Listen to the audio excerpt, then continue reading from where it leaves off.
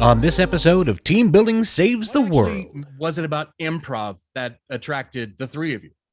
I mean, I come from an improv background myself. I don't think there's a performer or actor alive today who hasn't at least dipped their toes in the world of improv, because it's a fantastic mental exercise just to get you ready for even just conversation. But what drew you guys to it? Yeah, I'll jump in first.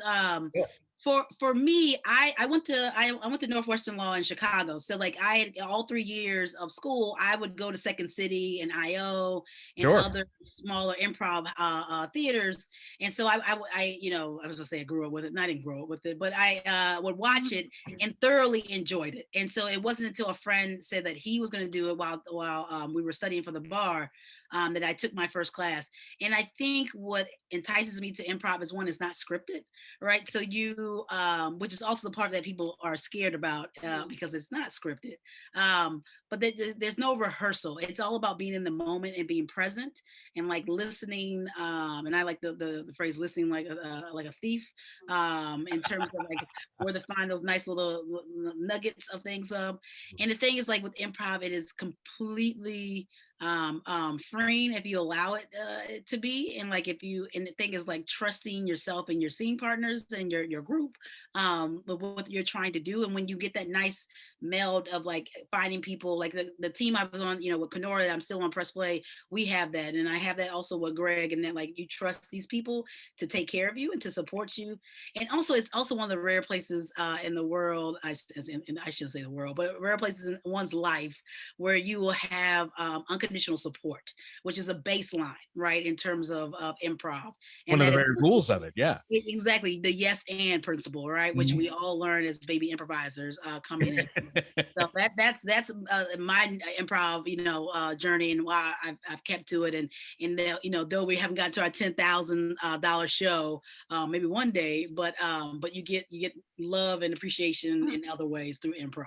So I was building this real estate business, and taking all the business books, taking all the seminars, all this stuff. But then I was also going through improv classes, and I was like, wow, all these lessons I'm learning in improv are the exact same as the business books and the business seminars, only better. They were teaching me so much out of it. And so I think from day one of doing improv and doing that kind of level of comedy was I saw the connection to the practical world and the business world, and then thus the organizational world.